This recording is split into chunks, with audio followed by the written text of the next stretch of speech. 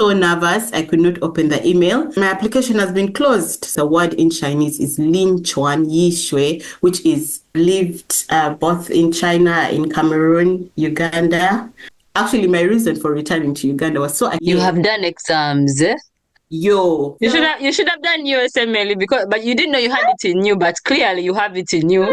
Any health system, I should be able to go through Yeah. it. Yes, I'm pregnant, I'm homemaking, I'm happy, baby's done, internship done. Journey, my UK journey is just a journey of faith. My batch was the first one to sit PLAB 1 in Nairobi. So what I used for PLAB 1 was I was literally riding solos. I wasn't ready for soft life. That money, if I'm to convert it to Ugandan shillings, we've closed your application, an investigation into your primary medical qualification. We're sending back your money. You can't go on with the application for months and months and months. Faith, because at some point my faith failed. I saw the hand of God just putting things together for me. Hi guys, welcome back to my channel. My name is Sissy, of course. And today I have a very exciting video for you guys. I have here Linda, who is going to share her experience of her journey from Uganda to the UK as a medical doctor. And we all know the process of working in the UK as a doctor from Uganda. I've made several videos on it.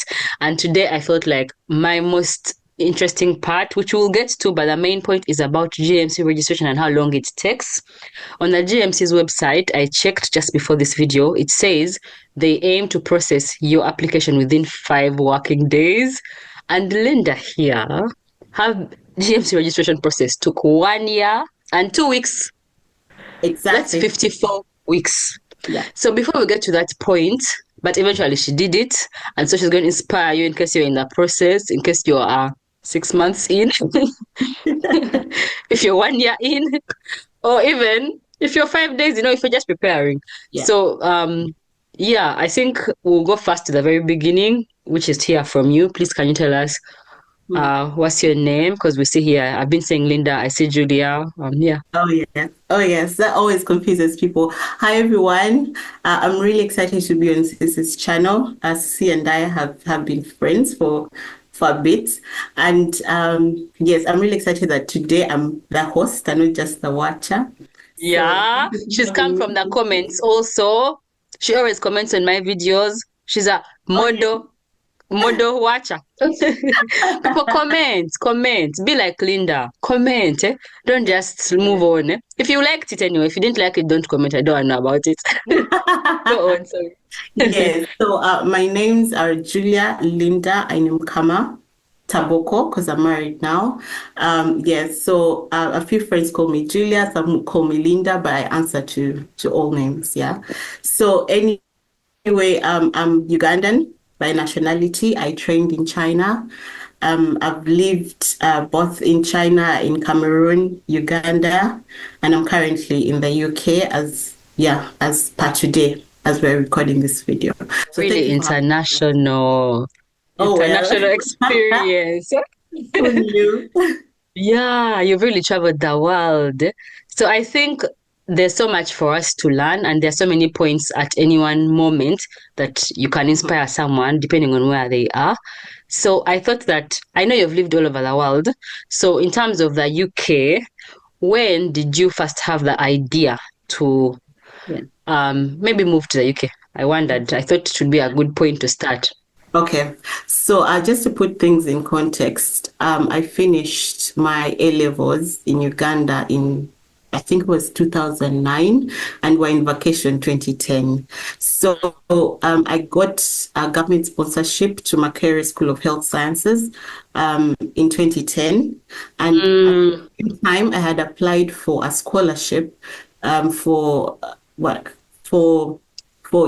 scholarship. I think it was a bilateral scholarship through the Ministry of Education between the governments of Uganda and China. So by September, actually by like May of 2010, I had 2 offers and they were both scholarships. So to be honest, I was lucky. I was blessed.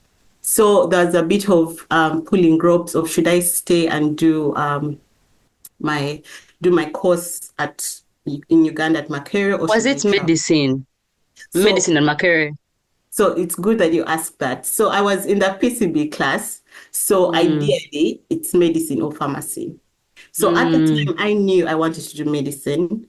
However, I mm, was advised by someone I dearly love that pharmacy has more weights than medicine, meaning that if you're given government on pharmacy, you can always change to medicine, but it can't be medicine to pharmacy. pharmacy. At that Okay. time, yes, I was not really sure if I should do medicine or pharmacy. So I put Mm, pharmacy first, though, from childhood, I wanted to be a medical doctor. So my mm, putting pharmacy and being given pharmacy was for me to try out pharmacy for first sem. And if mm, I don't like it, I go to medical school. So really, it was medicine. Yeah. So also mm, with a scholarship between the two governments, it was also medicine. So mm. I kind of felt like, okay, maybe this is actually a sign. Like I should be a medical doctor, like, That's what because you wanted. that's what I wanted, but I just wasn't sure. I was Mm, about like we're just 18. Like honestly, I think yeah. I look back and I feel like it's a lot of pressure on an 18-year-old to Mm, decide, but who knows. Yes, yeah. so I was really excited about the two opportunities. I remember going around with my mom to ask, like some family members or family friends who had their kids abroad, what is it like? What do I really want? So it was really up to me in the end. So because I had not, yeah, I'd never traveled outside the country. So I was excited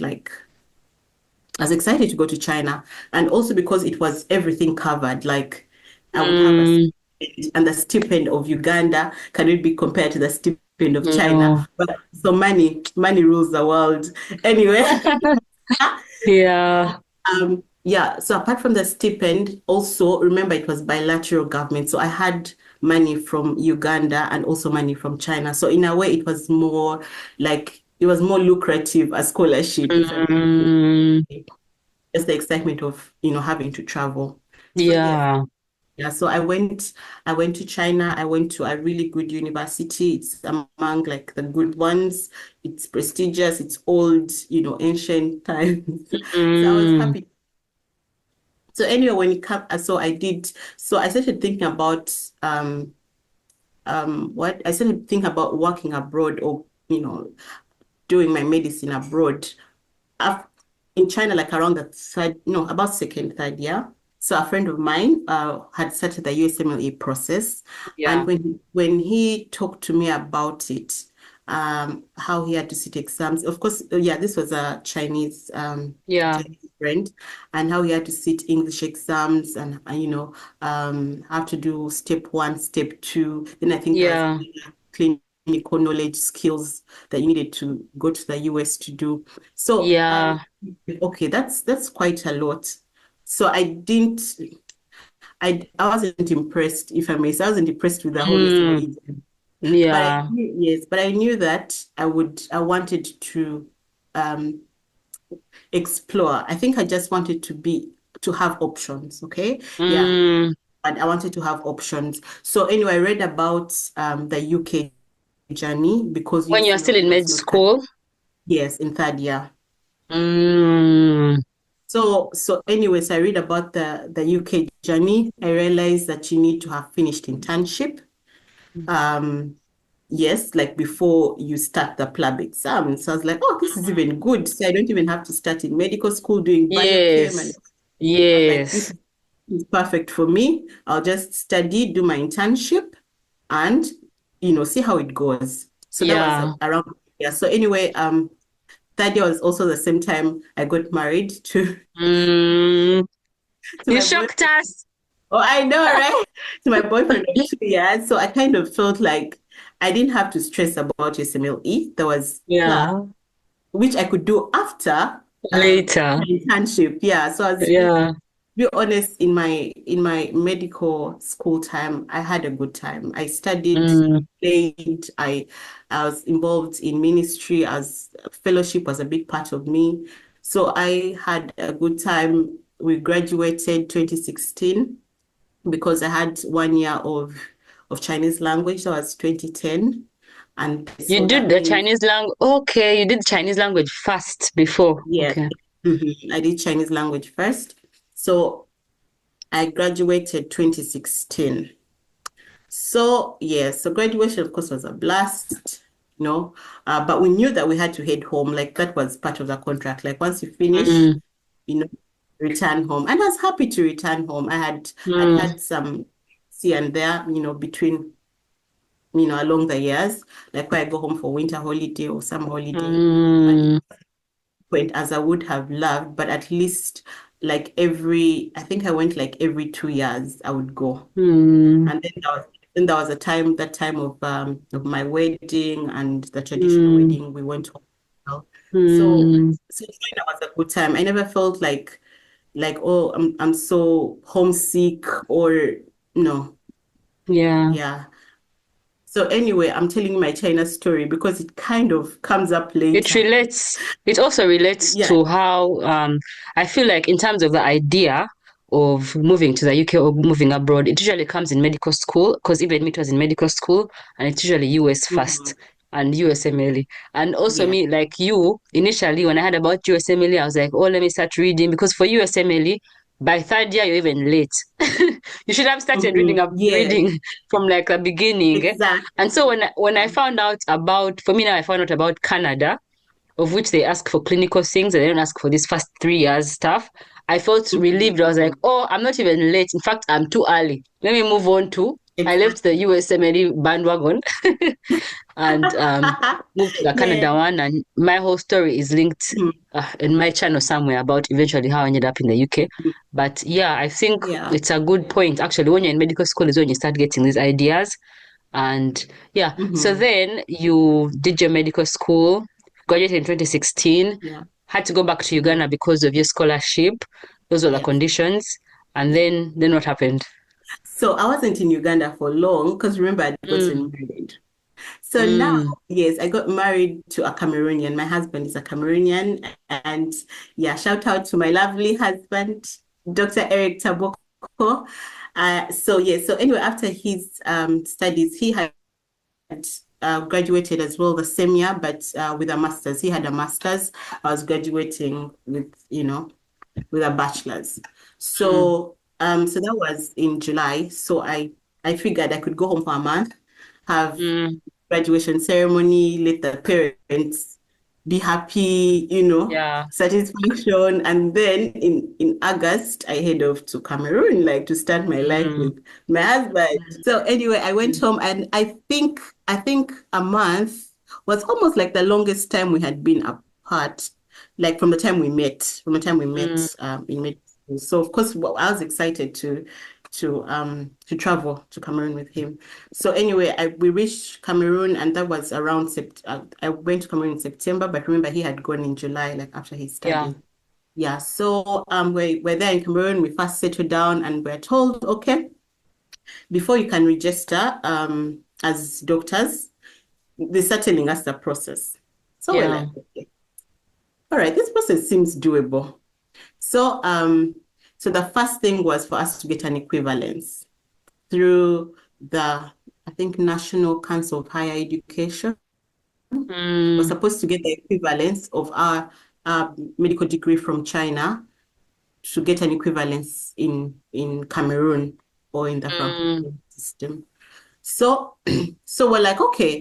I remember we sent our letters. Maybe was it like November or September? Like we started up. We kind of wanted to first chill. So we actually, when we reached home September, we kind of first hung out. Visited people, were chilled out. yeah. Because also medical school, like even if we had a good time, it was a bit draining, like mentally. Yeah. I honestly was not excited about like starting immediately to practice. Yeah. I kind of wanted a Yeah. break. So we took a break, and around October, November is when we really started the process. Mm, We sent in our letters, and yeah, and we wait. So as we waited, we're like, okay, maybe we could do like clinical attachment in one of the mm. government, so that we don't like lose what we had Your learned. skills. Yeah. Uh, so, um, so we were privileged to be accepted at one of the government hospitals in Cameroon. And my husband had graduated with a master's in physical therapy and rehabilitation after his MBBS. So Yeah. So he went straight into that department, and yeah, he got a job. Luckily, like as he was being, as he was going through the process of registration, he got a job. But because I was a foreigner and I was Yeah. registered, of course, my process is a bit different. So I'm like, no problem, I'll do the clinical attachment. So I did the clinical attachment for some good months as I waited to hear back. I From the never higher did. council. Oh. Yeah, Mm. I never did. You're And still we had follow waiting. up later. Ah, just now. I never did. But what happened was Mm. in December, I conceived with our first baby. Uh, Mm. yeah, so of course we're excited about that. But I continued with the clinical attachment. So around March, this was like 6 months in volunteering in the hospital, different departments, and I was Mm. okay with it really, because remember my husband now had a job, he had some money, so I was okay with just freelancing. And also remember I'm pregnant, so I'm not really excited. Mm. Yeah. Your priorities shift. Mm. Yes, for me, I was actually happy to be just pregnant and volunteering, honestly. So anyway, so March comes. This is March of 2017. I'm like, I think I need time to like relax, stay home. I'm in my seventh month. Let me Mm. chill. So I go to the hospital. I'm like, guys, please write me a recommendation. Yeah, I'm I'm stopping this. So they were nice. Yeah. They wrote me a good recommendation, and yeah, I kind of stayed home, chilled out. So our first baby came in June. So when she did, now I was of course excited about nursing, everything motherhood. Yeah. I kind of put medicine like, on the shelf, but it wasn't what I Mm. was thinking about at the time. Now I wanted Yeah. our baby to be healthy, like, and Yeah. remember Eric was working, so I also kind of needed to make sure that he's able to do that. I'm not pulling him in, like, stay Yeah. up at night, you know. So anyway, so yeah, so I stayed home with our baby, and when she was 6 months, I decided, you know what? I need to go back to medicine. Like I need to Yeah. pick up where I left off. Yeah. And you're still in Cameroon all this time. Yes, I'm still in Cameroon. Mm. I did a bit of French classes for a few months. Then, as the pregnancy grows, you're like, now why French?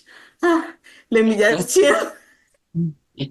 So I try to keep myself busy in different things. Yeah, I was Mm. volunteering at the hospital, doing some French classes, and also getting to know my in-laws. Mm. So, yeah, so in December, I can't say December per se, but like maybe around November, I'm like, okay, I think maybe we need to think about um, what next. Clearly, I'm not getting my registration. Also, him at the job, now he had been there for, let's say, a year. He's Mm. working hard.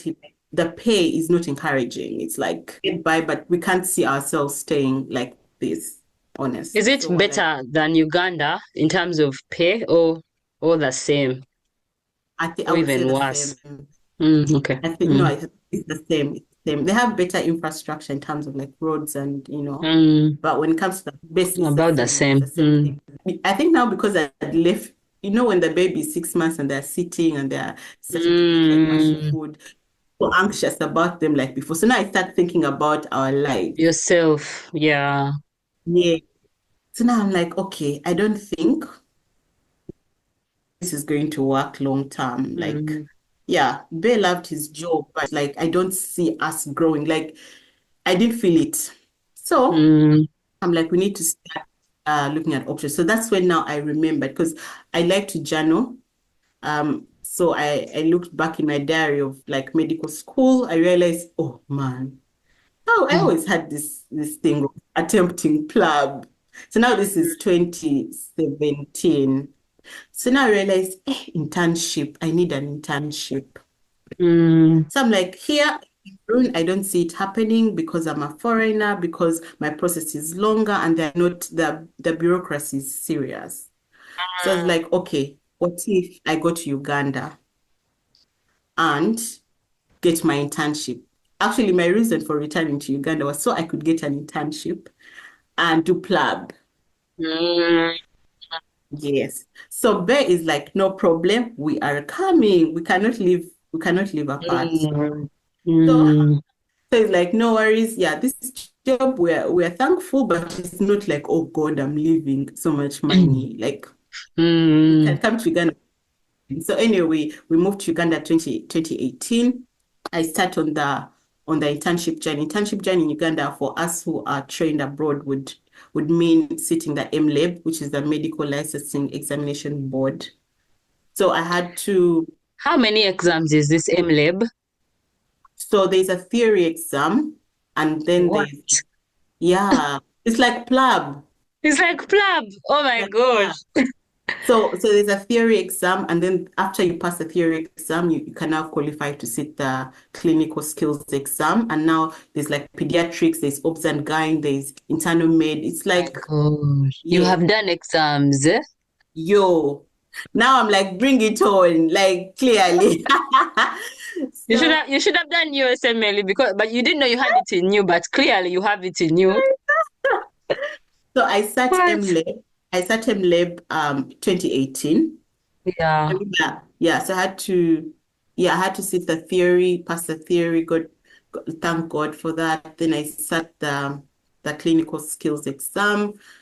Then I passed 3 out of 4 of the clinical skills exam. I think it was Yeah. internal aid that let me down by a few points, but I was like, okay, it's fine because remember, I was now pregnant with our Mm, second baby. So I'm like, mm, I'm even proud of myself. Like, I remember I have a 6 months old.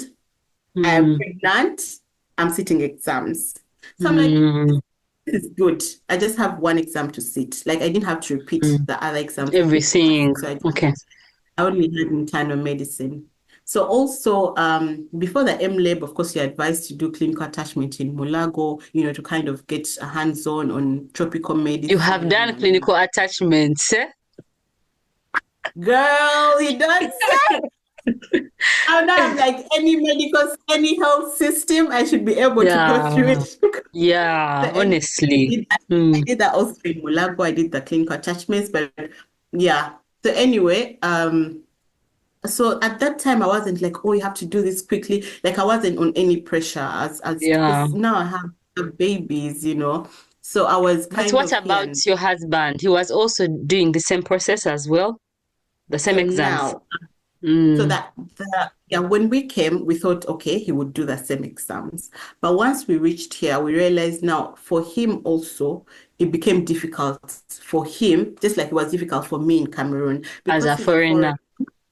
and he had his undergrad medical medical degree, undergrad, masters, he has rehabilitation medicine. So in Uganda, rehabilitation medicine, I think has not yet reached. I'm sorry, Mm. those who have I'm considered a master's in rehab medicine. So he goes to counsel, the counsel is like, no, we don't have like that. Yeah, we actually, yeah, that's what they told him. You need to go to Allied Health. He goes to Allied Health. Allied Health is like, you know what? You have your undergrad as an MBBS, so you should be going to the council. So they kind of Mm. tossed him here and there. And at the end, he was like, you know what?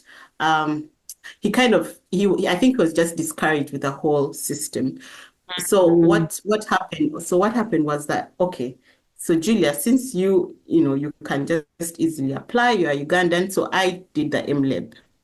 Mm. And during that time he discovered his love for languages and translating. So he got a very good gig to do, I think there's something happening, some government thing happening where they were having officials from some francophone countries, and he got that. Mm. So once it's like that gig opened up his eyes to, you know what, I could actually do languages. I could go into the field of language. So he's really fluent in Chinese, French, and English, like very fluent. Mm. When he did that, he entered that world. And now the Mm. one who came in as a medical doctor is now a linguist. So he had a career change, or Switch. yeah, a career Mm. path change at that point when the two councils were tossing him here and there. Yes. But also the fact that I was doing the exam, I thought, you know what, it's okay. Let me, like, I could be the one, like, we all can't be suffering. Like, Yeah. because remember that the family still needs to be provided for. We need someone with Mm. a job. And I could not Mm. work because I wasn't registered yet. Um, Yeah. so him, going on a different path kind of helped us to be able to, meet our needs and all. I resit the internal medicine exam late, I think early 2019. Yeah. Passed it. Because remember also MLab is not there all the time. It's scheduled just like PLAB. You So don't you have to wait just for the have next seats. seating. Yes. So it ended up being, I think, yeah, March of 2019 or something. So anyway, during this time, I have our second baby in December of 2018. Yeah. So, but a good thing, yeah. So the next year in March, I sit the one exam. I pass it. I'm really excited. And now, of course, I apply for internship. And Mm, during that time, internship was starting in October. So I have mm, like between March and October 6 months, and I have a newborn. So yeah, I'm okay, really. it I'm works okay. out. Yeah. Yeah, it's working out for me. So come October, I'm excited about internship. I'm like, once I finish internship, I start PLAB. I was hoping that I'm posted in a Kampala hospital because now my husband was In working Kampala. Mm, because Kampala had more opportunities because that's why yeah. foreigners, the meetings that need translation and things like that. Yeah. And he was happy there. He was like, you know what? This is fine. This works. So anyway, we apply for internship and I'm given Mbarara. Mm. So at first I'm like, oh my God, what are we going to do? So you're posted in Barara, which is Yes, far from Kampala, for those who don't know. yes. So Yes, it's and like far away from the 4 hours. opportunities for your husband and his work. Mm, Okay, so this is like 4 hours away. Um, so at first I'm thinking, okay, should I? Because I remember the time I had applied to Zambia, I was hoping I could get in Zambia as an internship training site. But yeah. rather I was given Bara Regional Referral. But I didn't push it because I remember I thought, you know what? I have my our firstborn, I think at that time was like what, 2? And now I Mm, had a 9 months old. And Bara is home. Is home. Mom is in Bara. mm, So I'm like, no, this works. So there's, mm, it's different when it's like once you have children, there's a whole mindset shift that happens. mm. So I decided, Bear, what we're going to do, we're going to get a smaller space for you in Kampala, and me and the kids are going to move to Mbara. Yes. So of course, once mom had us as posted at Mbara Regional Referral, she was excited. She was happy. She was like, God has answered my prayers.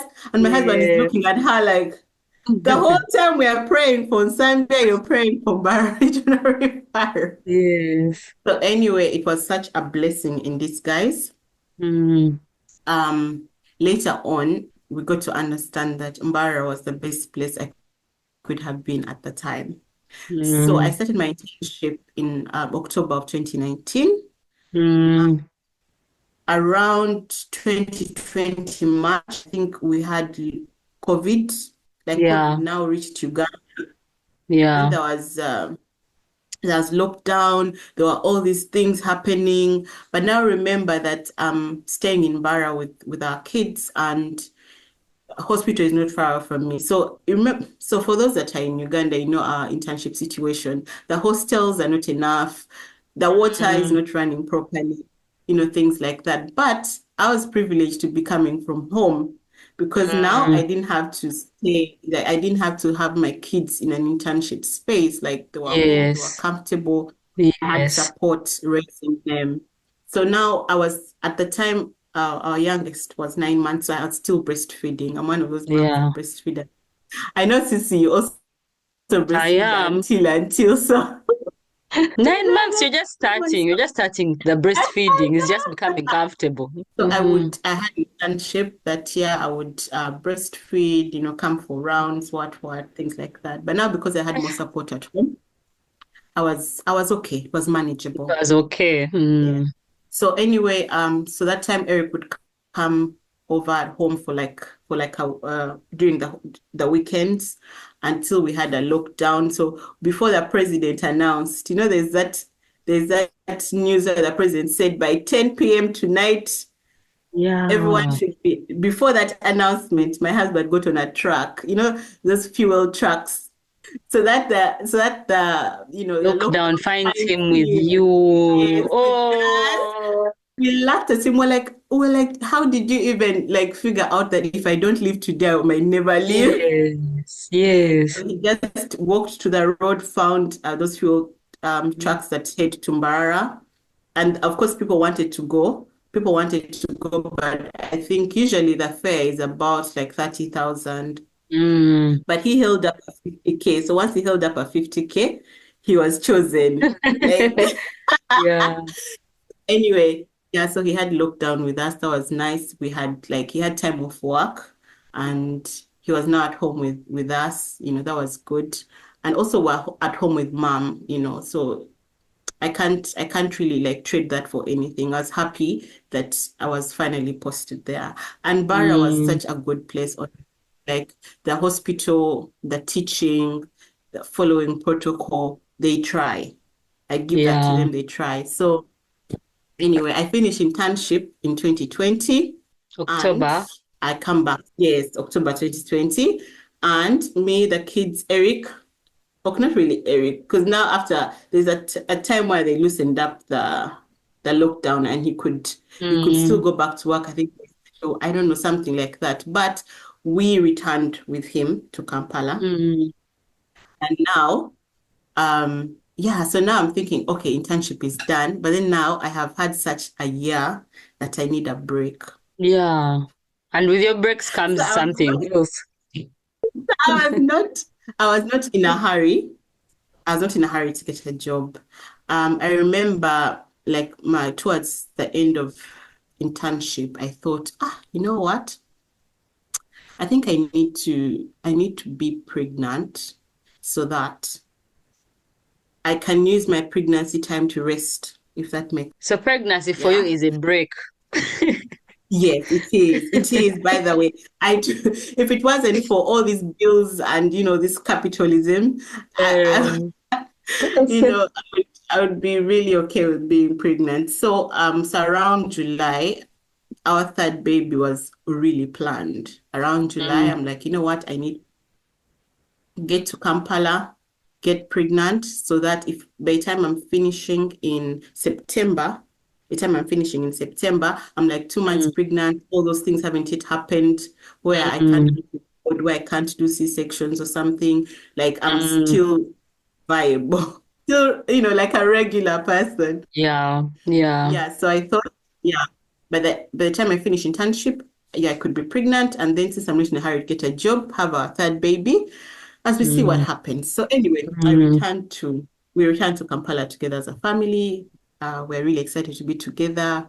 Bay works. I'm home with our kids. And now mm, remember, this is the way COVID was. Like you can't, even our kids could not even start school. Yes, I'm pregnant. I'm homemaking. I'm happy. So we have our third child in March of 2021. So this one was conceived in 2020. So also at the yeah. back of my mind, I don't want to forget medicine. I don't want to forget to Mm, mm, practice. So it's like I'm pregnant, I give birth, then before you know it, I'm like, oh my God, I need to go back. Yeah. So that's mm, what happened. So I got this really lovely job where I was working 1 day a week, which I loved. So mm, that 1 day a week I would pump, and I was working like 9 to 5 or something. So I did mm, that until around October or something. So yeah, October of 2021. So that was my first job. So now remember the reason I got internship, I had to go to Uganda was for internship to start PLAB. So after mm, our third baby was maybe about 9 months or so. This is now October. I'm still working at this outpatient clinic. I like the place. The staff is lovely. And now I'm thinking, okay, I need to go back to my PLAB journey. So on my birthday is 25th October, I'm like, okay, now I'm going to start because baby's done, internship done. The reason I'm mm. saying baby's done is because I'd read a lot about childcare in the UK, In the UK. how it's so hard, how, oh my God, mental health. Like people are just, it's just serious. So You really planned ahead.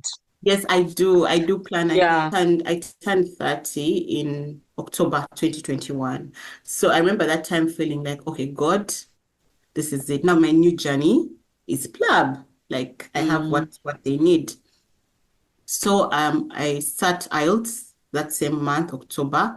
Um I used E2 languages on YouTube. on YouTube. Yes. And I remember, actually, I think what I didn't say is that during this time when I was thinking about PLAB, I was listening to Dr. Nalongo and yourself, Sissy, like about IELTS, like what IELTS PLAB one, like what resources to use. So I did my homework. I did my homework. I hadn't started making YouTube videos, Linda. That's I not think it my was credit. Nalongo. It was Nalongo. Maybe. Yes. Mm. I also read her blog She had in a blog. 2021. Yeah, Yes, she had a yes. blog in 2021. So I read that and she Yeah. was she was like so detailed about her journey, about everything. So actually it was Dr. Nalongo in It 2021. was. Shout out to Carol. She has a blog, she also has a YouTube channel and also Instagram. And Mhm. she's a twin mom. She has 4 kids. She's Four doing it kids. all. Oh, lovely. So anyway, Mm. so you read and so you used E2 for IELTS and you did it in October. So how Mhm. much time did you take to prepare for that? I would say I didn't prepare much, to be honest. Doesn't sound like it. It's like you got the idea in October. No, I was like, actually, it was more like I'd better get back on this bandwagon of PLAB. Then I'm like, okay, I need to do IELTS. So I would say maybe two to 3 weeks max. Yeah, and also I knew that reading should not be a problem. I'm not even bragging. This is just like me thinking. Reading should not be a problem. Speaking, not really listening. So I knew also that writing was always an issue for most people. This is just from listening to people on YouTube and doing my research. So I paid a bit more attention to the writing section. And my first IELTS exam, unfortunately, I didn't pass it. I passed Oh the no. three parts of the Mm, English, like I passed with 8.5, things that are mm, unnecessary, honest. But mm, the writing part where I needed a 7, I got a 6.5. And I remember that time I reached out to you, Cece. mm, I was like, yeah, I didn't like, I think my average was like a 7.5, but I mm, had a 6.5 in English, so I didn't pass IELTS the very first time. So I reached out to Cece. Cece's like, oh, you need to pay more attention, do this, do that. The time when I was practicing for the IELTS, I wasn't writing out my essays. I was just mm. I was just like reading and thinking, oh, I could do this, I could do that, I could Yeah. do that. So since he tells me you need to literally write out, you need to do this. And when I'm thinking, I'm looking for the easy way around. I'm like, this is too much. So anyway, what happened was I I decided to um, try again with IELTS in Feb of 2022. But 22. this time, in addition to, there was another YouTube channel that I have forgotten its name, but this particular one was really good at writing. Like I remember it was a lady and she was Asian lady. And I think she was helping maybe the Asian community, breaking it down, like what their expectations are. If you see a graph, what do you do? Do this step by step. So she's the one I used on my second attempt. And that's how I passed, I think, with like an 8.5 or something. Like the Mm, first time I had passed brilliantly all the other three, but this yeah. What would you say was the key difference between the first time and the mhm. second, where now you even got beyond what you needed? What would you say? She was able to help me out on the writing part for me to understand that you need to spell out these things, you need to use these things like baby steps, and now helped me in the one area where I needed to move from a 6.5 and to achieve my Mm, 7 that I got. So I'm mm, really happy about. I noticed she's not even that popular. Like she didn't have no, as I many haven't heard of her. views. No, yeah. Mm, So that helped me back to having studied in China, the Asian, we resonated. mm, mm, She was able to help me, yeah, get the 7 that I needed. So anyway, I sat IELTS in 2022. I passed that. So now, yes, I booked for PLAB 1, November of 2022. Remember me, I'm not really in a hurry at this point. No, you take your time. Where did you do the PLAB one? So yes, oh God, that was also a testimony of its own. Actually, my PLAB journey, my UK journey is just a journey of faith. Your life. So what happened was, yeah, yes. What happened was in 2021, I think they started accepting people to sit PLAB 1 in Nairobi. They got a center, GMC got a center in Nairobi. So my batch was the first one to sit PLAB 1 in Nairobi. Nairobi. Because I had read from Dr. Caro's blog about going to Dubai, South Africa, Mm, all this money. Hmm. yeah, Yeah. So so I was happy about Club One in Nairobi. That's the one I booked yeah. for. I booked for November. I had my IELTS in Feb, but also I had I had a family friend in Nairobi. So I didn't Mm, have to like book hotel or what. So what happened? accommodation. I just took leave. I took leave for 2 weeks, traveled 5 days to the exam for me to like kind of assimilate, just sit down, understand Nairobi, like Mm, and chill and then study, I think. Yeah. mm, So what I used for PLAB 1 was Plabable. I used Plabable. mm, I also used the 1700 questions. Those are the only two mm. yeah, I didn't want to be overwhelmed with all these Too other, many things. Yeah. so I just concentrated on those two. And I remember doing Plabable between seeing patients at the clinic. Mm, And I noticed that also doing Plab while I worked improved my practice, to be honest. it Like does. I was thinking about things more deeply. Love that I was able to do that. And Mm, yeah, I love that I was able to do that. So anyway, I use those two. I'm doing mock tests, and I'm liking my grades. I'm really excited about PLAB 1, and also the fact that it is a multiple choice thing. yes. I have this thing that there's no way, Julia, you can fail a multiple choice. Yeah. Like, I always have that comfort of clearly you can use your common sense and just, Yeah. was multiple choice and the mocks were good. I was scoring well. So I knew that honestly I would pass unless something drastic happens. So first attempt in November, yeah, 2022, I passed, excited Mm. over the family is happy. Then I book for PLAB 2. I book October of 2023. Why? Was it because that was the next available one or because you needed time? To be honest, I think it was a combination of factors. Mm, The seats were not there. The seats, mm, yeah, the club two seats were not like really obviously there. But also remember that now I have 3 kids. I'm working our shifts like I would work Monday, not work Tuesday. I was working about 3 to 4 days a week. So also mm, my body's exhausted, I'm mentally exhausted. I'm thinking since I've passed PLAB 1, the next available seats, if they're in October, I'm good with that. I don't remember stressing about it. mm, mm. Yeah, when that time comes, I'll be ready. PLAB 2 was about 900 something pounds.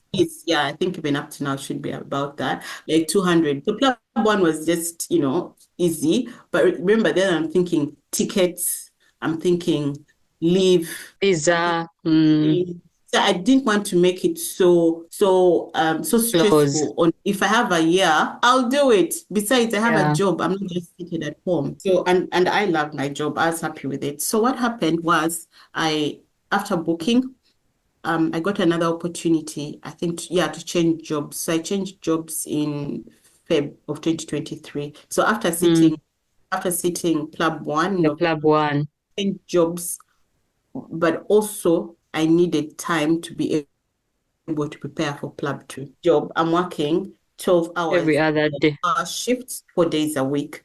But now I know that if I'm going to be able to study for PLAB 2, I need a more flexible job. But remember, I don't want to take this away from the kids and my husband. I don't want it to affect my family life at all.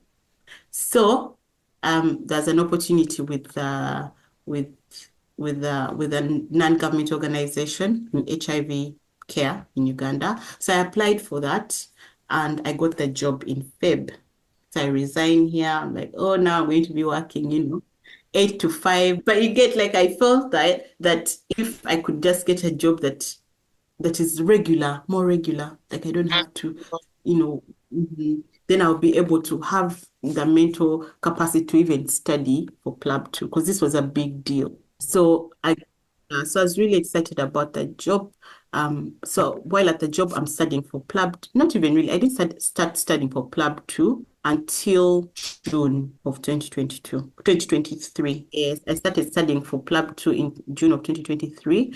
And I started with an online discussion group. Where did you find them? Yeah, so what I did, so usually I'll be listening to people's PLAB journey, Mm, people's, needs, and I would know that, okay, you need discussion. Okay, I need a discussion group.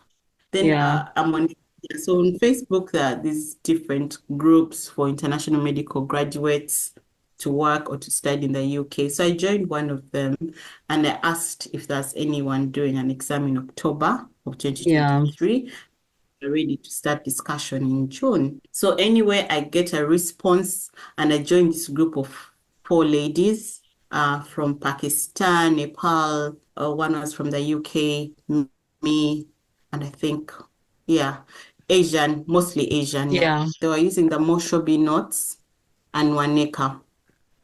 So these No are idea not, about what these are. Yeah. yeah. So these are like study material in I would say in the Asian community. I would say in the Mm, Asian community, it's like they know them, but I knew that I was solos. I was literally writing solos. So mm, I knew I needed to attach myself to a group to know what's really going on. yes. So anyway, we started discussion groups and we're discussing like, I think 4 days a week for an hour. And so it was light, it was interesting. It wasn't like, because remember we had Yeah, like maybe 4 months, yeah, to study. yeah. I did the online with the ladies. They knew a lot of stuff, not even a lot of resources that I didn't know because it's like I was Mm, isolated. So I was happy to have been part of a group that knew. So that's how I got to know, there's a Moshobi Academy, or there's and some other academy. So I kind of got like a good start 3 months. Mhm. So anyway, so we did that for about maybe 2 months, and then people had to now start traveling to the UK to join their physical yeah, classes. Okay. yeah, Yeah, so around like July, no, actually August, we ended the online classes. We said bye, guys. Good luck, everyone. Thank you, thank you. We left. So I traveled to the UK in August, late August. Classes, I signed up with Samson Academy. you did. I Yeah. did. I did actually. And the reason was because I read about Samson from Dr. Caro, Hmm. and you had also, I think you had also given a review that if you Yeah, really but it want to, wasn't and good. then yes, yes, yes. But then also remember, was it Dr. Shamim? Yes. She had She also, also went there, yeah, she had gone to Samson. but she didn't, it wasn't a good experience for Wasn't a her. good true. Yeah, Just remember, yeah. I'm following everything. Then I realized that, and what was in my head was, Julia, you need an academy that's going to be like hardcore, like harsh, because this is like I didn't have that option of try again. Okay, I felt maybe I did, but I felt like I don't have that option of do this, then if it doesn't work, do that. I needed hardcore. I'm here for a month. I'm passing and I'm leaving, literally. Like, so I didn't have, I wasn't ready for soft life. But also, so actually, yeah, that was the reason I came to Samson. Dr. Carol had Yeah, said, yeah, that it's a bit harsh, it's a bit people, yeah, but if you want to pass, you can, yeah. you can So go. what was your experience for you? So actually, I was honestly blessed. So I fly into Manchester, and during this time before I came in, I was asking mom, oh, mom, do you have any friends? Because I don't want to spend on accommodation. So yeah, mom has a family friend who stays in Manchester, and Mm, surprisingly, she's like 10 minutes away on a bus from the academy, from Samson Academy. mm, mm, And she's like, maybe another 6 minutes in a cab from GMC headquarters. Mm. And like she has an extra room, it's comfortable, Yeah. self-contained, you guys. Mm. That is good. Sissy, It like, is. I could not have done this. I could not have Yeah. afforded. Because I would see people, people in the group saying, oh, there are these apartments, they're paying, I don't know, 30 pounds, Mm. £50. And I'm thinking, yo, that money, if I'm to convert it to Ugandan shillings, yo, Yes. a lot. So It's too much. I was really blessed, and I saw the hand of God just putting things together for me. Mm. Yeah, that's what I can say about that. So I was staying with a family friend. Shout out to Krista Bell. Thank you so much for your generosity. I was really comfortable at her place. So I stayed with her for about 2 months while Mm. commuting to Samson The Academy. Samsung Academy was in Manchester. Yes. Ah, the one I went to was in London, so I guess they expanded. Okay. Yeah. So the Mm. one I went to was in Manchester. And Mm. the experience there, I would say, was good. Um, so I didn't know about like housing troubles or Honestly, that makes it worth it. yeah, I was just all I needed was a bus card. I charged Mm. card and I was just riding the bus coming to for the academy and going back. The teachers were good. We really had some two good tutors. And one of them had I think their internship in Bara. I think it was like Somali descent, and he was Mm. really good at Bara Regional Referral. So I kind of felt like, Yeah. oh, like we are You representing. felt at home. Yeah. So we had rapport. Like I was happy in terms of the tutoring, honestly. Like yeah, because I wasn't exposed to the other side of Yeah. accommodation. Did you meet the Samson guy? He himself, was he there? So we met him once for our mocks, and I remember thinking, "Oh my God, um, I see why people complain." Yeah.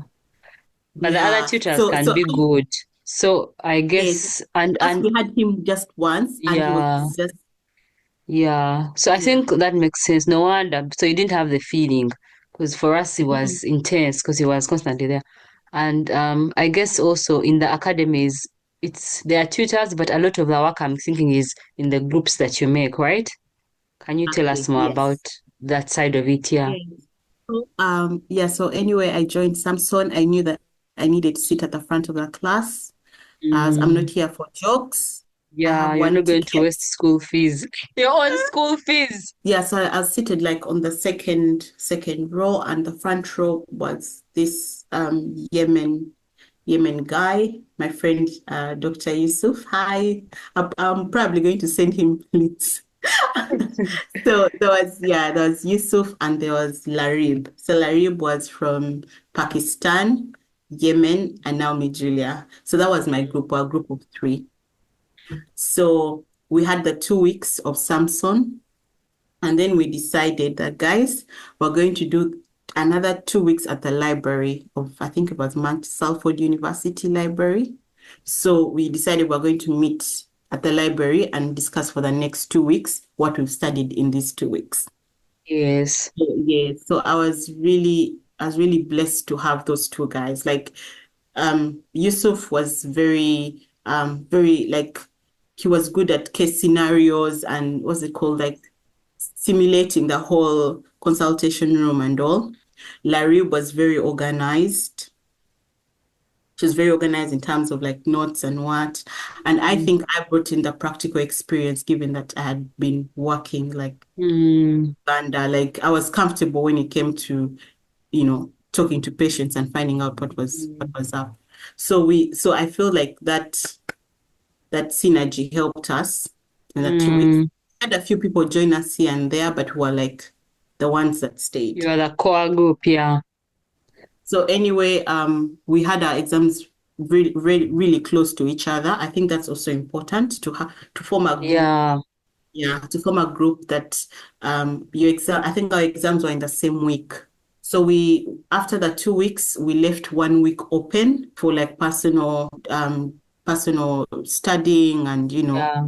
and yeah, we just let each other know that it's okay if you want me to if you want to call for us to discuss a particular thing, no problem, but we needed the Mm, kind of so that because also it could easily be taken up by it's a group thing, and then you yeah, reach there and you're alone in that consultation. yeah, So we kind of played both of Samson, library discussion, but also a week also. yeah. Yeah. So we did that. I sat my exam on the 18th of October, 2023. The exam went well because I remember it wasn't, of course, I wasn't far away from GMC. Um, You I, waited for your results. no, I didn't. You went back home. I went back home because I had gotten a 2 months leave, And your leave. unpaid. Actually, it was unpaid leave. I think I'd used some of my leave Mm, different things. So I was okay with having unpaid leave for this 2 months break. So anyway, so I had to return home to be able to continue. I didn't know my results, but the exam itself, I feel was a fair exam. Like if you had prepared well, you would pass the exam. Yeah. So I returned home and yeah, come November 15th, I passed the exam. So nervous, I could not open the email. I forwarded it to my husband, who opened it, and he came now back to my WhatsApp messages saying, "Oh, you passed." Yeah, so I was really happy about that. I remember that day he came to pick me up from work, with the kids, with cake. Like he was like he really goes out. Like when it comes to yeah, celebration, really yeah, passed on. And I was like, oh, okay, this was a big deal. So I was really excited. yeah, And yeah. remember, like up to this point, I haven't really had like a challenge, if I may say, like a serious challenge. When it came to money, like there's always provision. Like let's say for PLAB, I remember my husband got a very good gig. Yeah, we had enough, like more than enough money that for that particular thing. So he paid very easily. We're like, yo, God really wants this to happen. It was really a faith thing. So it's like anytime I needed money there was money. But also, I think the fact that I was not in a hurry, I gave us time to save, So up to this point, It had been mostly smooth.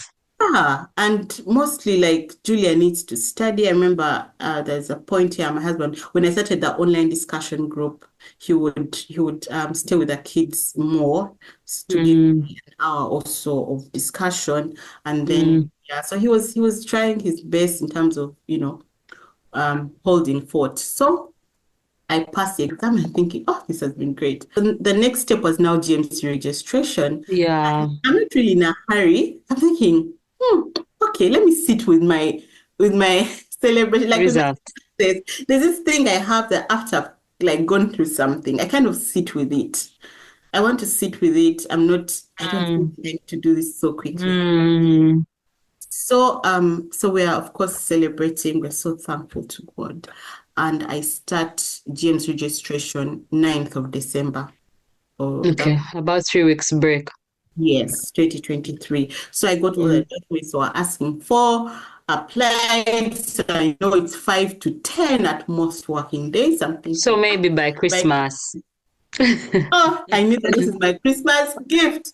So yeah, because I remember my IELTS is still valid, Valid, you know, yeah. valid. It has like some good 4 months or so. No, it had like good 3 months. So I'm thinking, if there's a delay, maybe a month. Like so anyway, so in December, GMC writes back to me. They're like, oh, okay, we've received your application. We need I think it was something about my internship that I had done at the Barra Regional Referral, the completion certificate. So I sent it to them and they're saying they need it in some date format. Date, month, yeah, like from this time to this time, this time to this time. Yeah, yeah. So, but then what we were given one certificate for completion, and then we had another form where we had written like from this month to this month, like let's What say you are doing. March, Okay. but not the dates. Wanted the dates, so there's no way I was going to produce what I did not have, right? Yeah. But of course, it's from this month to this month you are in this department. From this month you are in this department. So GMC says, you know what? Since you don't have that, we're going to give you our own form. So GMC internship form, fill Yeah. this form, and send it to us. I'm like, oh, no Mm. problem. That, no problem. So I go to the form as given at the referral hospital. I feed in the dates because that means 1st of March to this time. No, no, no, no, Yeah. no. I sent the form to the hospital director. I was supposed to sign, stamp, all those things, verify. Yeah. So I'm thinking, after just the internship form, I'm good, send it back. I'm waiting. So January, was it 20th? I received an email and they're saying, we've closed your application. We're going to open an investigation into your primary medical qualification.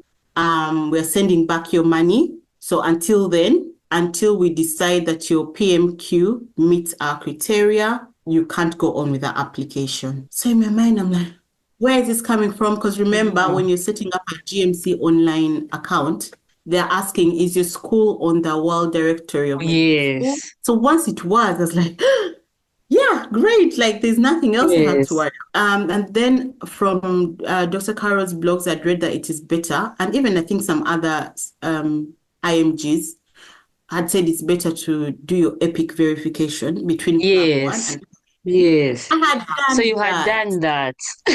No, I had done everything. Just know You whatever needed to be done, I felt like I had had done it done because it. I researched, I had the knowledge, I was slowly but surely. So You had your certificate of good standing. I did.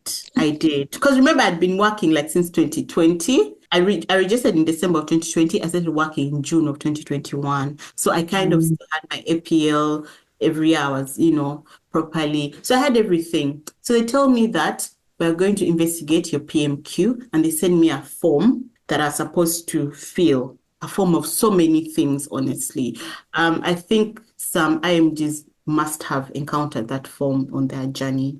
That form is Mm. dating. That form is a real inquiry. Like, in fact, GMC, like you enter this other world of, I think the email address is like I and I. I was thinking what I and I is like What does? investigation. I don't know. I was thinking Yeah. so it's like you've left this section, you're now being investigated, yeah? Yes. So that started in January 2024. 4. So I tell them, okay, guys, I don't think I can answer most of these questions, but I could link you to my university office for them to answer these questions because some of them I didn't really understand. Like, Mm. yeah. So I felt like it wasn't me to answer. So they're like, no problem. So I send them the email address of the in, University. the in Mm. charge. So anyway, she tries to answer their questions. There's a whole back and forth for months and months and months. So it reached, so during that time, remember, this was when I applied, I thought, Christmas, I should have this thing in my. GMC. Yeah. And now the money that I had sent for the GMC registration has been sent back to me. For me, Yeah. that kind of sunk me as like, this is something I started in 2021. Okay, let's say 2022, because 2021 I was just Yeah. like kidding. 2022 is when I was like really neat when I started the first IELTS. Now 2024, about 2 years later, and Um, it's like I have to forget everything I've done until this point because my application has been closed. So I was thinking, okay, mm. why didn't these guys talk about my PMQ before I started the process? Mm. Like how to invest money. So there's just a lot of things. So anyway, so they go on with my uni, and what held me during that time was my faith. I can't even say my faith, because at some point my faith failed. And I had to Mm. rely on other people's belief, knowing that Julia, there's no way you can come this far. And Mm. having seen how God has like made things align for you for this not to work. But so I was in prayer. So I'm part of a cell group. Like this is like a small um community fellowship group in the neighborhood. Mm. So we meet once a week on Wednesdays. So of course they were praying for GMC registration among other things. My friends of faith, like people who believe that God can, were praying for me. So now I went in that phase. But remember, I'm still working, Yeah. still going to work, I'm still, Yeah. being a mother, still being a cute wife, all Yeah. those things. With this thing, with this thing on my shoulders. Yeah. So that I think made this registration really hard was because on my degree certificate, my medical degree certificate, the original is in Chinese, okay? Mm. And then it is translated, the school translated. But Mm. remember that I had done verification, so they also wanted their own translation. They didn't even accept the translation of the school. But I was like, no Mm. problem. It's just little money. I paid. I had a verification from EPIC saying, yes, this is a medical degree. I had the World Director of Medical Schools saying, yes, this university has been in existence for this so many Yeah. years. Yeah. So anyway, so they write me an email. They say that because on your medical degree, you're having a bachelor's in medicine, okay, and not bachelor's in medicine and surgery, okay. Mm. So I told them that this is a translation from Chinese because the translation in China, like the word in Chinese is Lin Chuan Yi Shui, which is clinical medicine, like bedside medicine. Mm. And the university had written a supporting letter even before graduation, like, a supporting letter to say that this bachelor in clinical medicine is equivalent to an MBBS because I think they had had students. That situation. Yes, but Mm. remember, they can't change their wording for the world because this is China. Mm. They accept Lin Chuan Yi Shui, which is bedside medicine, literally translated. And that would be clinical medicine, and that would encompass medicine and surgery. So I gave in this supporting document, and GMC is like, no, we need to investigate this ourselves. We don't care that EPIC verified. We don't care that your university is saying, so we need some. Like, okay. So anyway, this goes on until a certain point where it's now they're talking about clock hours. So remember that not all universities in the world use clock hours. I think this is like a European thing. Yeah, so China doesn't use clock hours. They use credit, like credit score. We're not counting the hours you have been in class.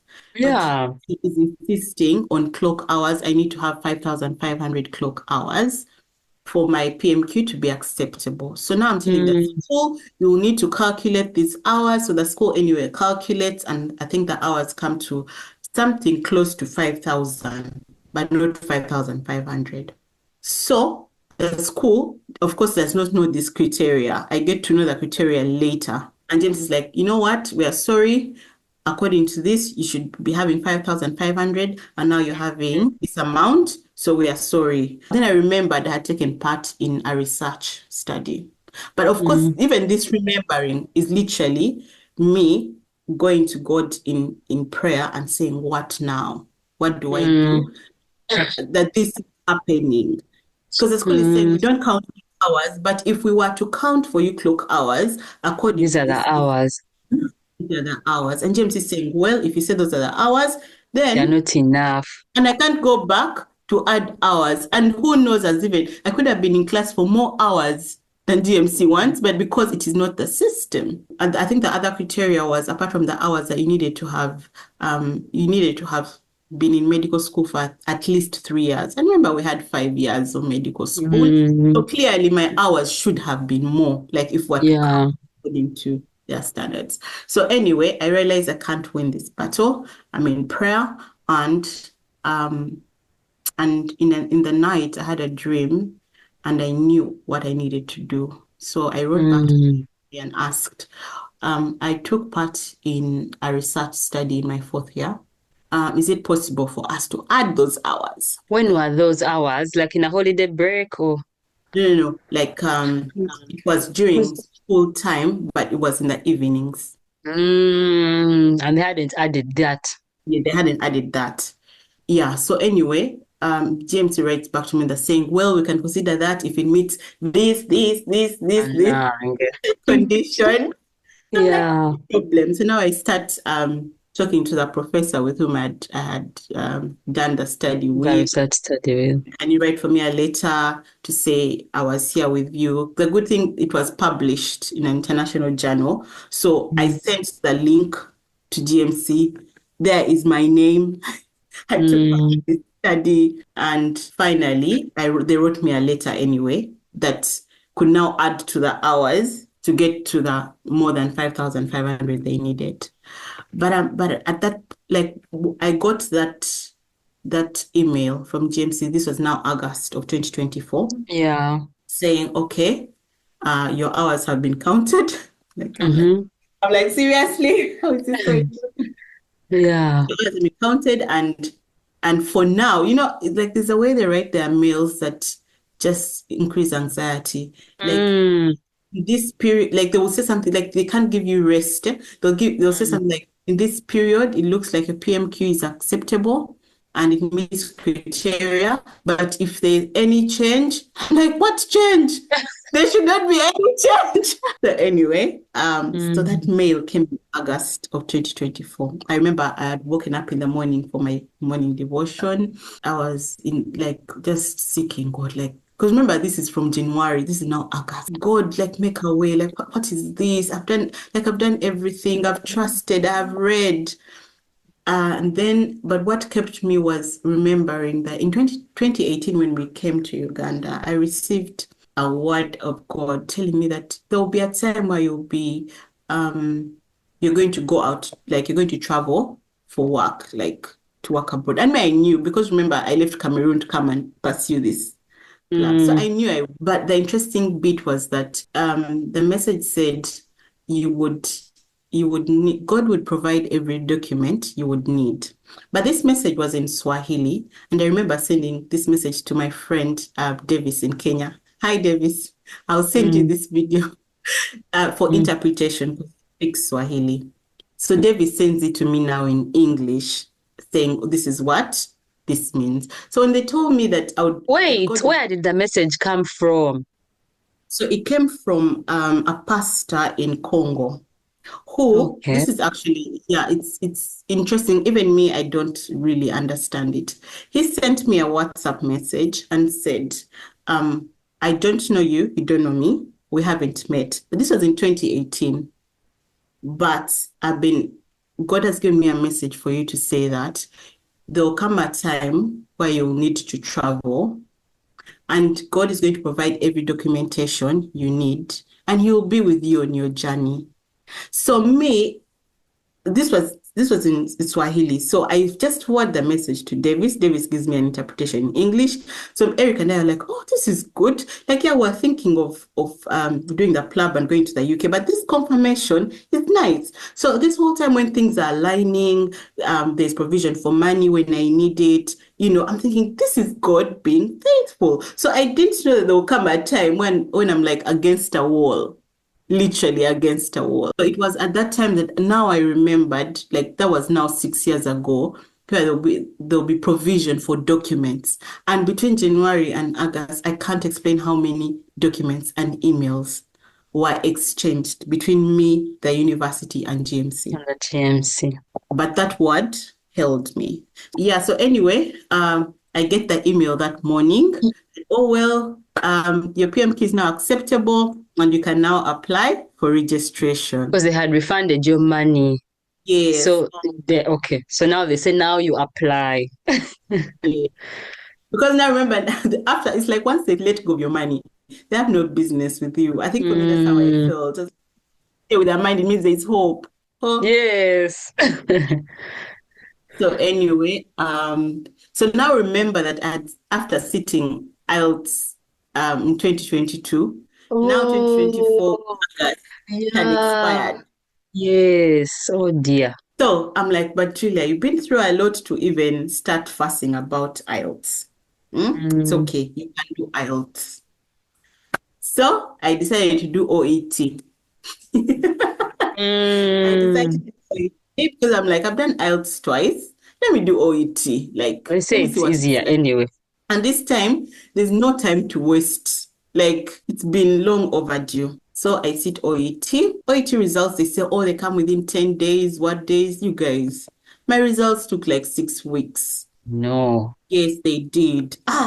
Like, in fact, I applied for GMC, When sent you my know documents. they're coming. I told them, oh, it is coming. Like, once I get it, I will send it. The confidence, yeah? Yeah. The GMC looks through my things. They're like, oh, okay, we're waiting for OET. So I'm thinking, since they're waiting for OET, as soon as OET comes, it should be 5 days and I get my registration. Yes. So OET, I think, came around October. I sent my OET. I had passed. I got a golden badge. Generally, I was like, yeah. I was So would happy. you say so was OET easier than IELTS then? Is it true what they say since you've done both? So I think I prepared for OET like the night before, and I was preparing the writing section, like to be like just to brush up on writing the discharge letters and all. But the reading, the listening was like consultation. And remember, now I've been practicing since 2021. So it Mm, has to like, conversations with patients. I'm kind of following. In fact, I loved OET. Like I could do OET again. It's mm, one of those things that if you're able to communicate in English, you should pass. IELTS, on the other hand, I felt like the writing section, the other parts were fine. The writing section that they're asking me to talk about industrialization mm, and climate change. I'm thinking, I care about the climate, but I don't think I yeah. really Not understand. enough to write an essay. Sorry? Mm, Yeah. mm. So anyway, so I'm thinking it's just OET results, and once they come, I'm thinking, a week I should be good. OET came. Now when OET came, I submitted. Now I get an email that's telling me, we're sorry. Your internship does not meet our criteria. Eh. Hey, you'll get a heart attack, Sissy. Just know me. Oh, So during this time, I think I got anxiety. I think, I think I did because I reached a point where I could not check my Gmail. Like I had my Gmail app on the phone. yes, you had email I was anxiety. You feeling, had some yes, PTSD from the yes. emails. I was I would get anxious and I would like breathe in, Julia, breathe in, breathe out. It's fine, whatever it is, let's see. I reached a point I deleted my Gmail app so that whatever happens, I don't know. I don't know Yes. until I have to reinstall it. Mm, I would forward some emails to my husband to read for me, like tell me nicely, and then now I yes. can read like what's really good. Yes. Anyway, they tell me your internship looks like, you know how they will just be like, oh, it seems that it does not meet our criteria. Mm, Because of the clinical gap, not even clinical, the gap you had between graduation and internship was more than a year. So you needed to have done 24 months of internship according to GMC and not just 12 months. So they right. send me a link to where that is written. I'm like, man, let me see all these things. Because if I Yeah. knew that from Cameroon, I would have just told these guys at the hospital, guys, ma'am, I'm fine working another year. Mm, You get, like, I felt like if I knew, then I would have done something different. So they tell me because my clinical gap is more than a year between graduation and starting of internship, I need to have done 24 months. So I'm like, okay. but you remember they had sent you this whole form about your internship already. Thank you. Mhm. Yes. So I'm like, so how come it was never a problem before? And this is the same information I have been saying. Yes. They sent me Yes. another form, I think is called like a PEP form for me to tell Mm, them what I was doing between graduation and starting on internship. I told them, guys, I went to Cameroon, did link attachment, waited for, registration that it didn't happen, went to Uganda, did exams. This is a period of clinical attachment. I have recommendations from doctors in the National Referral Hospital that I was doing clinical attachment with them. Like I narrated everything, but still that was not enough. They said, well, you need 24 months. So I went back to prayer. I was like, God, what do I do now? Because what is this? what is this? Honestly. What is this Yeah. movie? Eh. So what happened was I remembered the school so our last year we have Isn't clinical it rotation. internship for China. Mm. We had we had clinical rotations in all departments. I had a supporting letter from the school. So once GMC said you need 24 months and the one in Uganda is 12 months, I'm like when you just throw in like let's see, okay. So I'm like, I remember now this time I'm already now in the UK. Mm, So during this whole months of waiting for my PMK to be accepted, I got an opportunity to write an abstract with a colleague at work and our research manager, and our research manager submitted it in an HIV Glasgow Congress, and it was accepted for a poster presentation. So this whole time, our research manager, like just how he knows things, like says, oh, let's submit here, let's submit there. He doesn't know about my PLAB and UK journey. mm, So anyway, and here I'm the first author of this study. mm, So he submits, and then I think that was in July, and so in September, I get an invitation, or you come, what? So the same September, I'm reapplying for registration. The same September, I'm waiting for OET. I'm thinking these things are aligning. So, of course, there's now the issue of should you go or should you attend virtually? So I'm like, there's no way this opportunity can come and then I'm attending virtually, mm, given everything I've been through. Ah, mm. so I'm like, I might not have planned for this UK journey now, Conference. but this is an opportunity for me to, at least, if this thing works out, the registration, at least for me to do a clinical attachment. Let's see. Mm, I applied for unpaid leave at work for, I think, yeah, 2 months. The conference was in November. So I came for the conference in Glasgow, attended the conference, put up my poster, I'm happy and all. But I'm also still chasing what? My registration. yeah. It has reached a point where I'm asking them, can you consider this internship from China? Yeah. So they write to me, they're like, oh, well, we can consider it, but you need this other supporting document from your school. Pana. I can write this for you, or then maybe Your school must have been fed up also. properly. I think they now remember me as the girl who was trying GMC registration. I Because think, for them, they have nothing to benefit from it. Like it's just more work for them. yeah, I think when the Lord wills, I'll go back to my school and say, guys, thank you. I really appreciate this. Yeah. Yeah. So anyway, so they asked for that document, that is done. And now this was like, yeah, this was now November. In November, they also asked me to submit my transcript. I think they wanted to see the last year. Is it saying clinical rotations? Thank goodness it was. Like last year, basically clinical rotation, then graduation exam. So that happened. So I submitted those two documents and now waited.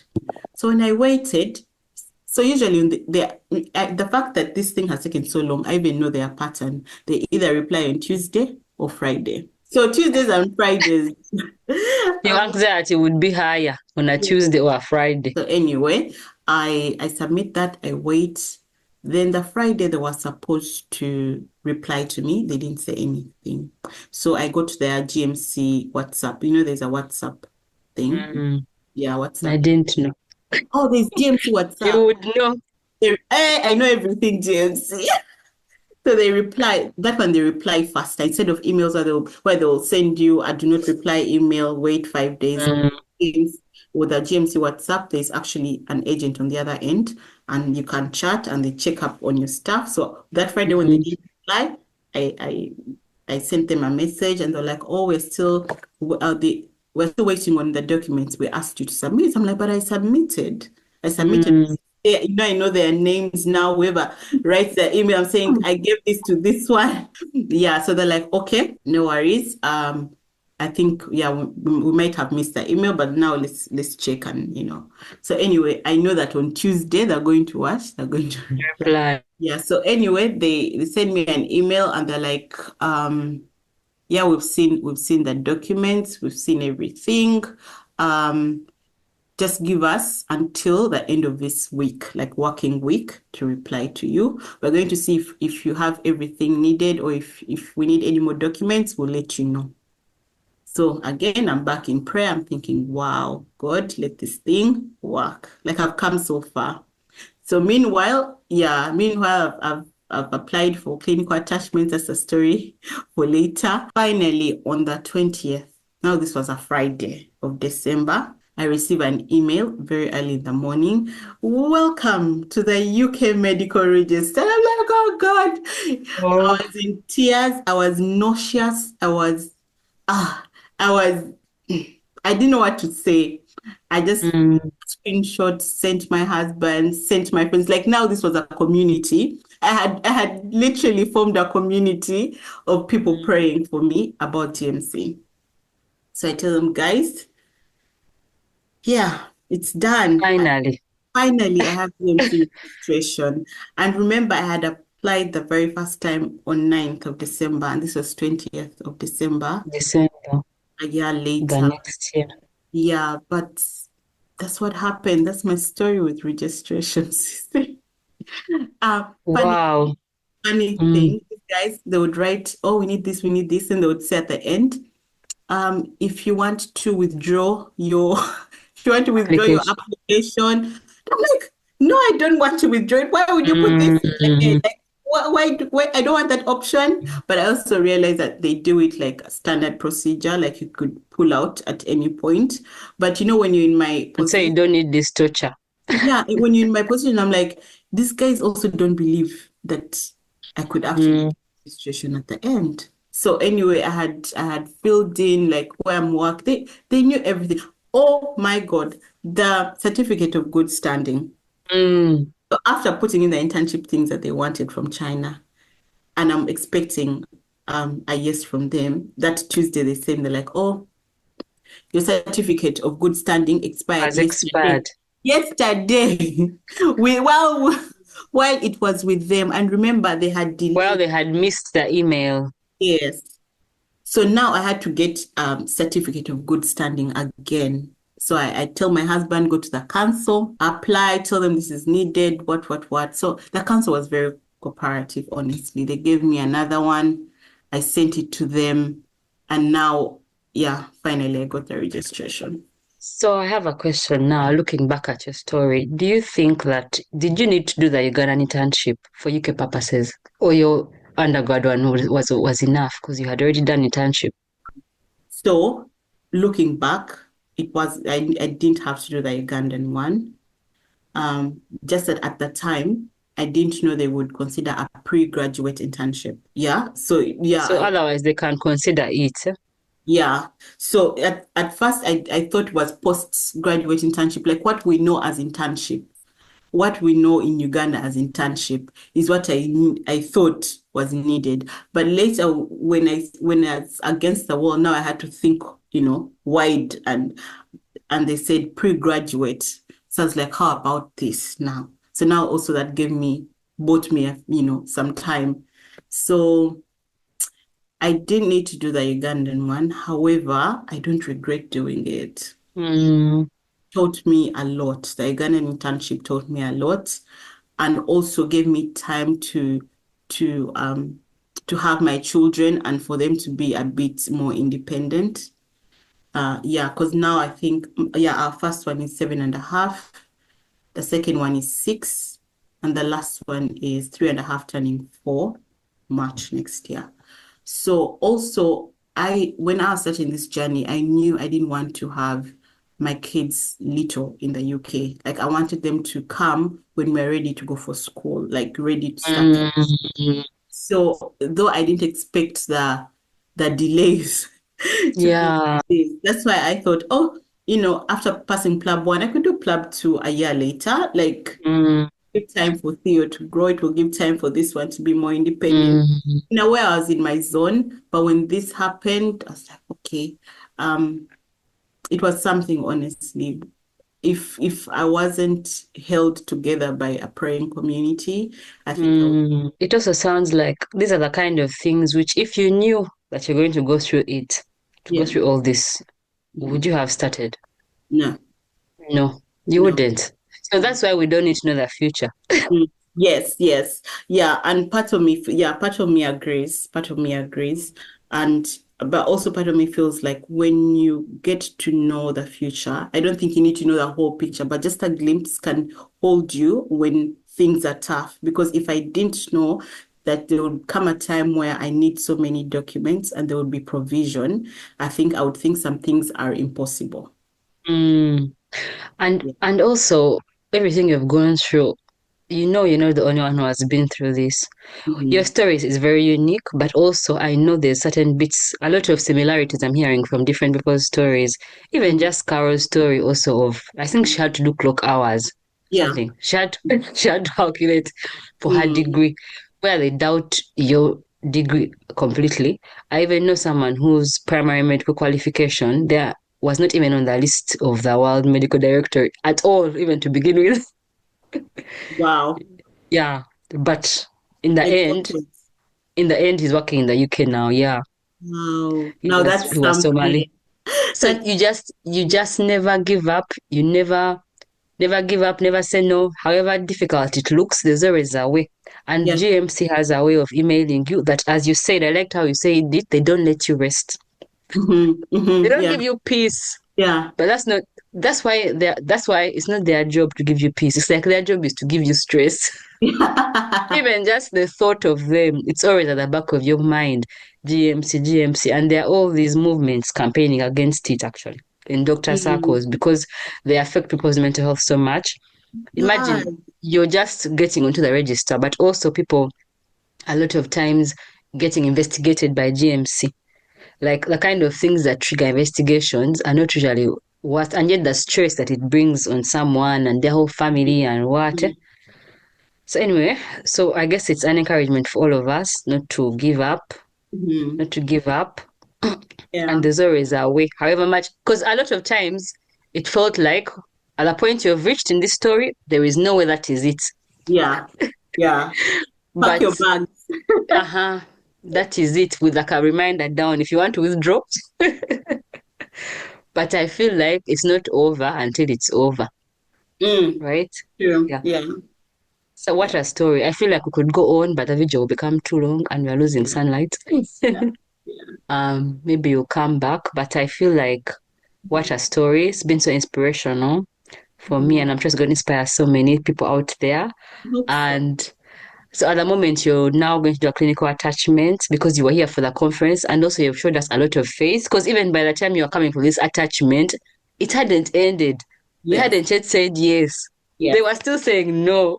Mhm. So for the attachment, just to go Mm, quickly about attachment, I had applied like in maybe three, four main places.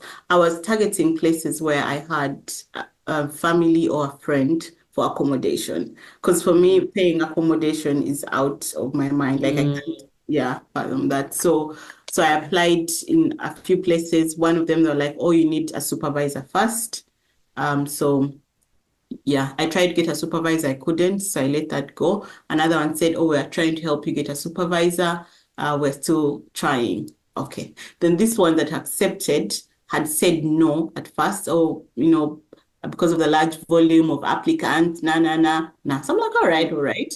I would try here in Glasgow. Then I actually sent a clinical placement application with NHS Glasgow, and they said they would reply to me 30th of December, like in 2 days. I was like, no problem, I'll wait. So the one that had said no earlier said, oh, well, there's been a bit of, vacancies now. If within 24 hours you can reply, then we can consider you. So I'm like excited. Yeah, yeah. So I do that. And then now there's a hiccup, of course. There's always a Police hiccup, clearance, but police it's part of clearance. the plan. Yeah. In my opinion, even the Mm, hiccup is part of the plan. Even in our unplanned things, God is also there in that plan. It's not in yeah. our plan, but it's there in His plan. Yeah. Yes, so now I came up, the DBS check required me to have, I think, a utility bill within 3 months, things like that. Of course, I didn't because I'm being hosted by a family member. So they said maybe if you had a police clearance letter. So I Yeah. remember reading about this, I think, no, watching this on a YouTube channel, someone who, but then I thought, remember what was going on at the time I applied for coming to the UK, like the whole visa thing, abstracts. applying for GMC. So police clearance, honestly, I thought about it, but I didn't go through with it because it wasn't among the requirements for visa. So Mm, I didn't do it. So, and then in the video, I think someone said, oh, if you don't come with a police clearance, there's always like a way around it, but they can do this. I was like, ah, okay. But now, literally, I have to do a police clearance. I'm sending my fingerprints all the way to Uganda for that to be done mm. and sent to me. So I'm thinking, oh, I No, should. no, no. I think we should just be used to forms, filling in forms, procedures, and things because Mm, they're everywhere and they're just small. It's just that it looks scary, but when you look into it, it's not that difficult. I also had the police clearance as well at some point. I don't know why, but we had to mm, send fingerprints to Uganda. mm. Actually, we had to go to a police station here. Yes, That's yes, what you did. yeah, yeah.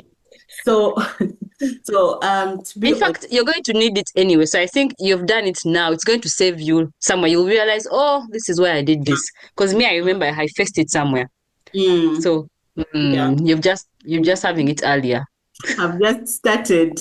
Hey, Yeah. anyway, so now I'm just in a space of I hope this clinical attachment goes through. I'm Yeah. applying for jobs. I hope I can get my foot through the door. You Uh, will. You will, and you'll come back and tell us about that as well. I hope so.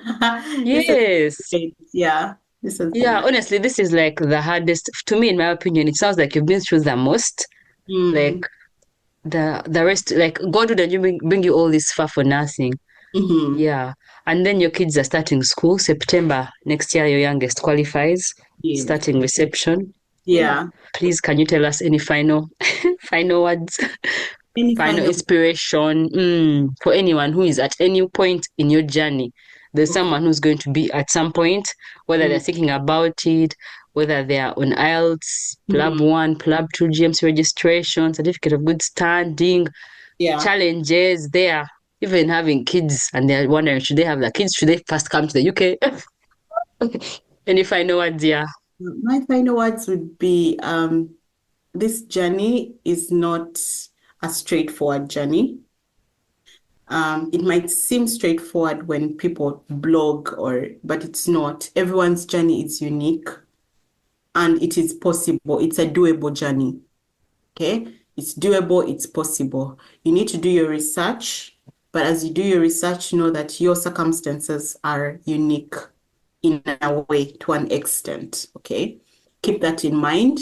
The exams are doable. You just need to put in the work and also join a group, especially for PLAB 2. Don't do it on your own.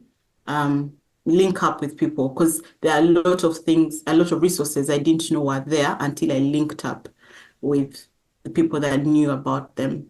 So you need people, you need faith, you need people rallying behind you, um, and also to know that it's worth it. I feel like it's worth it. In the end, it's worth it because I'm looking at a postgraduate training here.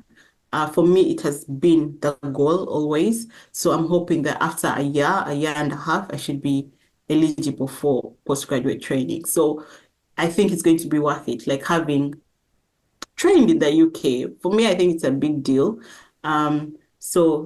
So it might be hard here and there, but it's doable. Just work with GMC, whatever they tell you, provide the things, ask questions. Yes, and all the best, guys. All the best. thanks so much for sharing your story. And I guess bye, people. I hope you enjoyed this video like I did. Make sure you like it if you did. Leave a comment below and let us know where in your journey you are, and we can also pray for you. And yeah, Mhm. see you in our next video. Bye. Bye.